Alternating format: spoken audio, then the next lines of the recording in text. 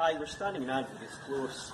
I want to tell you a story that's really in the fabric of Edinburgh, if you like. It's a story of the ghost of one-armed Johnny. His real name's John Chiesly. Certain elements of the story is true, we know that, but other bits we are, undecided about. The year is 1689. John Chiesly's a landowner who lives in Dalry.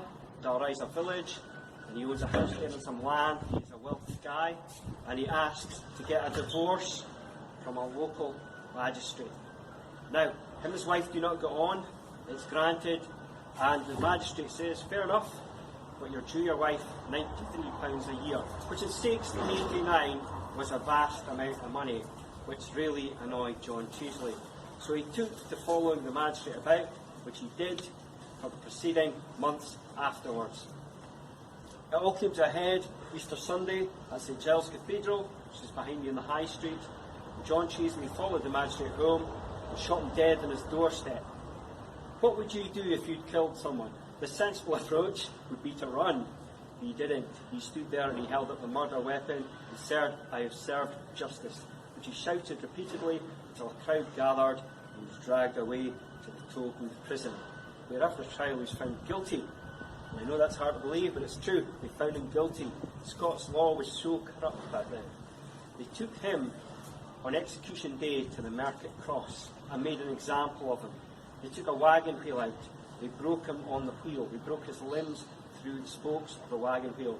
They sawed his arm off at the elbow, the arm that fired the gun that killed the magistrate. They hung him. His body hung there for 3 days. It was meant to stay there till it rotted. It disappeared and nobody knows where it went to. Very soon after, his corpse, one arm, was seen in Dalry, in the middle of nowhere. People talked about this ghost jumping out and passers-by for the next 300 years. In 1965, allegedly, 2 workmen demolishing a cottage found the remains, skeletal remains of a man with one arm underneath a fireplace. It was given a Christian burial. The haunting stopped. However, people claim that the arm still haunts this area, and people get shoved on the staircase. Now, I don't know if this is true or not. I remember last summer, I was on a tour.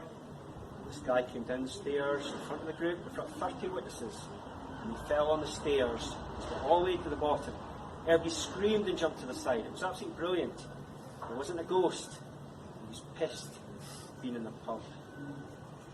But in all seriousness, a lady from Glasgow came on the tour, and she told me that her friend stayed in Dalry House 1953 to 1963. That's 10 years. He stayed in the top floor, and in the top floor, the spirit of a man was seen regularly walking through the walls and also standing at the foot of the bed in the dark, staring at him. Whether that's John Chiesly or not, I do not know, but that house certainly was haunted. Believe it or not, it's still here today with its luxury flats.